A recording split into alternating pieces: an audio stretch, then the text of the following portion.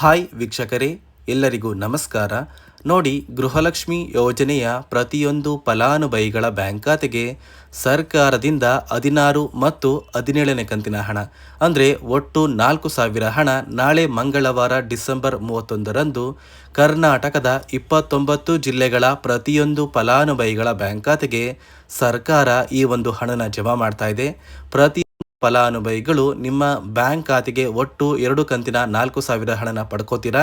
ಈ ಒಂದು ಹಣನ ನೀವು ಪಡ್ಕೋಬೇಕು ಅಂದರೆ ಸರ್ಕಾರ 5 ಹೊಸ ನಿಯಮಗಳನ್ನ ಕೂಡ ಜಾರಿಗೆ ತಂದಿದೆ. ಈ 5 ನಿಯಮದ ಆಧಾರದ ಮೇಲೆ ನಿಮ್ಮ ಬ್ಯಾಂಕ್ ಖಾತೆಗೆ ಹಣ ಬರ್ತಾ ಇದ್ದು, ಯಾವ ಜಿಲ್ಲೆಗಳಿಗೆ ಹಣ ಜಮಾ ಆಗಲಿದೆ ಅಂತ ನಾನು ನಿಮಗೆ ಈ ಒಂದು ವಿಡಿಯೋದಲ್ಲಿ ತಿಳಿಸ್ಕೊಡ್ತಾ ಇದ್ದೀನಿ. ಅದಕ್ಕಿಂತ ಮೊದಲು ವಿಡಿಯೋ ನೋಡ್ತಾ ಇರುವ ಪ್ರತಿಯೊಬ್ಬರ ಕೂಡ ರಿಕ್ವೆಸ್ಟ್ ಇದೆ. ನೋಡಿ ಸ್ನೇಹಿತರೆ, ನೀವೇನಾದ್ರೂ ಇನ್ನೂ ಕೂಡ ನನ್ನ ಚಾನಲ್ನ ಸಬ್ಸ್ಕ್ರೈಬ್ ಆಗಿಲ್ಲ ಅಂದರೆ ದಯವಿಟ್ಟು ಪ್ರತಿಯೊಬ್ಬರು ಚಾನಲ್ನ ಸಬ್ಸ್ಕ್ರೈಬ್ ಮಾಡ್ಕೊಳ್ಳಿ, ಹಾಗೆ ವಿಡಿಯೋಗೆ ಒಂದು ಲೈಕ್ನ ಕೊಡಿ. ಹೌದು ವೀಕ್ಷಕರೇ, ಗೃಹಲಕ್ಷ್ಮಿ ಯೋಜನೆಯ ಪ್ರತಿಯೊಂದು ಫಲಾನುಭವಿಗಳಿಗೆ ಸರ್ಕಾರದಿಂದ ಭರ್ಜರಿ ಗುಡ್ಡಿಸ್ನ ಕೊಟ್ಟಿದ್ದಾರೆ. ಸಾಕಷ್ಟು ಫಲಾನುಭವಿಗಳು ಕಳೆದ 1 ತಿಂಗಳಿಂದ 16ನೇ ಕಂತಿನ ಹಣಕ್ಕಾಗಿ ವೆಯ್ಟ್ ಮಾಡ್ತಾ ಇದ್ರಿ. ನಮ್ಮ ಬ್ಯಾಂಕ್ ಖಾತೆಗೆ ಇನ್ನೂ ಕೂಡ ಹಣ ಜಮಾ ಆಗಿಲ್ಲ ಅಂತ ಸಾಕಷ್ಟು ಫಲಾನುಭವಿಗಳು ಕಮೆಂಟ್ನ ಕೂಡ ಮಾಡ್ತಾ ಇದ್ರಿ. ಇಂತಹ ಪ್ರತಿಯೊಂದು ಫಲಾನುಭವಿಗಳ ಬ್ಯಾಂಕ್ ಖಾತೆಗೆ ಕೊನೆಗೂ ಸರ್ಕಾರದಿಂದ ಗೃಹಲಕ್ಷ್ಮಿ ಯೋಜನೆಯ ಹಣ ಜಮಾ ಆಗ್ತಾ ಇದೆ. ನಿಮ್ಮ ಬ್ಯಾಂಕ್ ಖಾತೆಗೆ 16ನೇ ಕಂತಿನ ಹಣದ ಜೊತೆ 17ನೇ ಕಂತಿನ ಹಣ ಕೂಡ ಜಮಾ ಆಗ್ತಾ ಇದೆ. ಹೊಸ ವರ್ಷದ ಪ್ರಯುಕ್ತ ಸರ್ಕಾರ ಪ್ರತಿಯೊಂದು ಫಲಾನುಭವಿಗಳಿಗೆ 4,000 ಹಣ ಅಂದರೆ 2 ಕಂತಿನ 4,000 ಹಣನ ನಿಮ್ಮ ಬ್ಯಾಂಕ್ ಖಾತೆಗೆ ಜಮಾ ಮಾಡ್ತೀವಿ ಅಂತ ಸಚಿವೆ ಲಕ್ಷ್ಮೀ ಹೆಬ್ಬಾಳ್ಕರ್ ಅವರು ಒಂದು ಮಾಹಿತಿನ ಕೊಟ್ಟಿದ್ದು, ನಾಳೆ ಮಂಗಳವಾರ ಅಂದರೆ ಡಿಸೆಂಬರ್ 31ರಂದು ಕರ್ನಾಟಕದ 29 ಜಿಲ್ಲೆಗಳ ಫಲಾನುಭವಿಗಳ ಬ್ಯಾಂಕ್ ಖಾತೆಗೆ ಗೃಹಲಕ್ಷ್ಮಿ ಯೋಜನೆಯ 16 ಮತ್ತು 17ನೇ ಕಂತಿನ ಹಣ ಅಂದರೆ 4,000 ಹಣ ನಿಮ್ಮ ಬ್ಯಾಂಕ್ ಖಾತೆಗೆ ಬರ್ತಾ ಇದೆ. ಹಾಗಾದರೆ ಬನ್ನಿ ಸ್ನೇಹಿತರೆ, ಆ ಒಂದು ಜಿಲ್ಲೆಗಳ ಪಟ್ಟಿ ಏನು ಅಂತ ತಿಳ್ಕೊಳ್ಳೋಣ. ಮೊದಲಿಗೆ ಸ್ನೇಹಿತರೆ, ಬಾಗಲಕೋಟೆ, ಬೆಳಗಾವಿ, ಬೆಂಗಳೂರು ನಗರ, ಬೆಂಗಳೂರು ಗ್ರಾಮಾಂತರ, ವಿಜಯಪುರ, ಧಾರವಾಡ, ರಾಮನಗರ, ಚಿಕ್ಕಬಳ್ಳಾಪುರ, ಗದಗ, ಹಾವೇರಿ, ಚಿತ್ರದುರ್ಗ, ದಾವಣಗೆರೆ, ಶಿವಮೊಗ್ಗ, ತುಮಕೂರು, ಕೋಲಾರ, ಉತ್ತರ ಕನ್ನಡ, ಬಳ್ಳಾರಿ, ಬೀದರ್, ಚಾಮರಾಜನಗರ, ಚಿಕ್ಕಮಗಳೂರು, ಕೊಪ್ಪಳ, ಕಲಬುರಗಿ, ಹಾಸನ, ದಕ್ಷಿಣ ಕನ್ನಡ, ರಾಯಚೂರು, ಯಾದಗಿರಿ, ಮಂಡ್ಯ, ಕೊಡಗು, ವಿಜಯನಗರ, ಮೈಸೂರು ಮತ್ತು ಉಡುಪಿ ಈ ಜಿಲ್ಲೆಗಳ ಪ್ರತಿಯೊಂದು ಫಲಾನುಭವಿಗಳಿಗೆ ಮಂಗಳವಾರದಿಂದ ಗೃಹಲಕ್ಷ್ಮಿ ಯೋಜನೆಯ 16ನೇ ಕಂತಿನ ಹಣ ಮತ್ತು 17ನೇ ಕಂತಿನ ಹಣ ಅಂದರೆ 2 ಕಂತಿನ 4,000 ಹಣ ಪ್ರತಿಯೊಂದು ಫಲಾನುಭವಿಗಳ ಬ್ಯಾಂಕ್ ಖಾತೆಗೆ ಜಮಾ ಮಾಡ್ತಾ ಇದ್ದೀವಿ. ಹೊಸ ವರ್ಷದ ಪ್ರಯುಕ್ತ ಪ್ರತಿಯೊಂದು ಫಲಾನುಭವಿಗಳಿಗೆ ಸರ್ಕಾರ 4,000 ಹಣನ ಜಮಾ ಮಾಡ್ತಾ ಇದ್ದು, ಕೆಲವೇ ದಿನಗಳಲ್ಲಿ ಪ್ರತಿಯೊಂದು ಫಲಾನುಭವಿಗಳು ಸರ್ಕಾರದಿಂದ ಬಿಡುಗಡೆಯಾಗಿರುವ ಗೃಹಲಕ್ಷ್ಮಿ ಯೋಜನೆಯ ಈ 2 ಕಂತಿನ ಹಣನ ನಿಮ್ಮ ಬ್ಯಾಂಕ್ ಖಾತೆಗೆ ಪಡ್ಕೋತೀರಾ.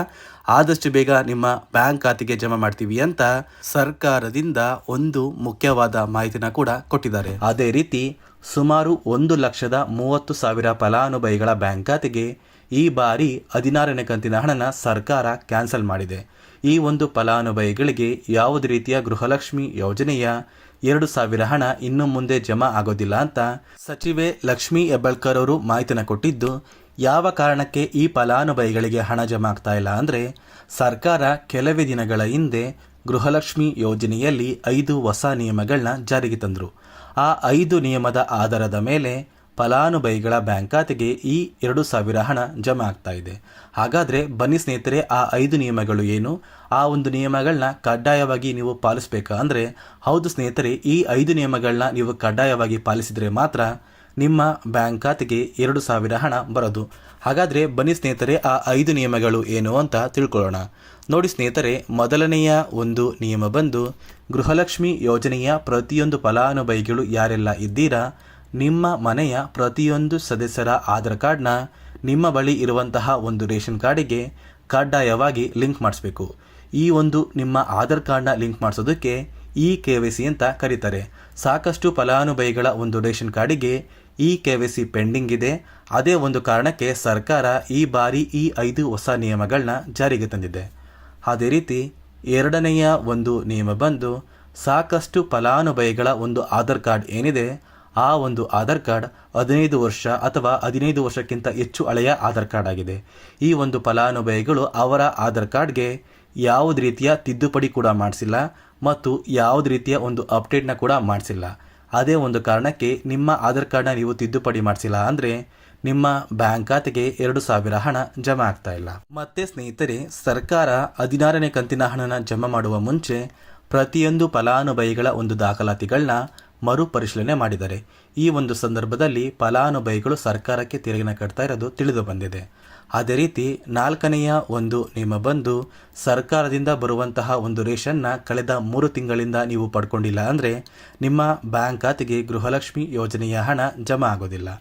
ಮತ್ತು ಸ್ನೇಹಿತರೆ, 5ನೆಯ ಒಂದು ನಿಯಮ ಬಂದು ನಿಮ್ಮ ಒಂದು ವಾರ್ಷಿಕ ಆದಾಯ 7 ಲಕ್ಷಕ್ಕಿಂತ ಕಡಿಮೆ ಇರಬೇಕು. ಒಂದು ವೇಳೆ ವಾರ್ಷಿಕ ಆದಾಯ 7 ಲಕ್ಷಕ್ಕಿಂತ ಜಾಸ್ತಿ ಇದ್ದರೆ ನಿಮ್ಮ ಬ್ಯಾಂಕ್ ಖಾತೆಗೆ ಗೃಹಲಕ್ಷ್ಮಿ ಯೋಜನೆಯ ಹಣ ಬರೋದಿಲ್ಲ.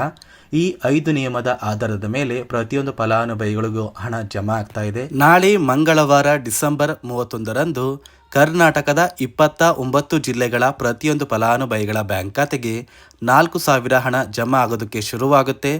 ಆದಷ್ಟು ಬೇಗ ಜನವರಿ ತಿಂಗಳ ಮೊದಲ ವಾರದಷ್ಟರಲ್ಲಿ ನಿಮ್ಮ ಬ್ಯಾಂಕ್ ಖಾತೆಗೆ ಗೃಹಲಕ್ಷ್ಮಿ ಯೋಜನೆಯ 4,000 ಹಣ ಬರುತ್ತೆ ಅಂತ ಹೇಳ್ತಾ, ಇದಿಷ್ಟು ಗೃಹಲಕ್ಷ್ಮಿ ಯೋಜನೆ ಕುರಿತು ಸರ್ಕಾರದಿಂದ ಬಂದಿರುವಂತಹ ಒಂದು ಮಾಹಿತಿಯಾಗಿದೆ. ನಾನು ಕೊಟ್ಟಿರುವಂತಹ ಮಾಹಿತಿ ನಿಮಗೆ ಇಷ್ಟ ಆಗಿದ್ರೆ ದಯವಿಟ್ಟು ಪ್ರತಿಯೊಬ್ಬರೂ ನನ್ನ ಚಾನಲ್ನ ಸಬ್ಸ್ಕ್ರೈಬ್ ಮಾಡ್ಕೊಳ್ಳಿ. ಹಾಗೆ ವಿಡಿಯೋಗೆ ಒಂದು ಲೈಕ್ನ ಕೊಡಿ.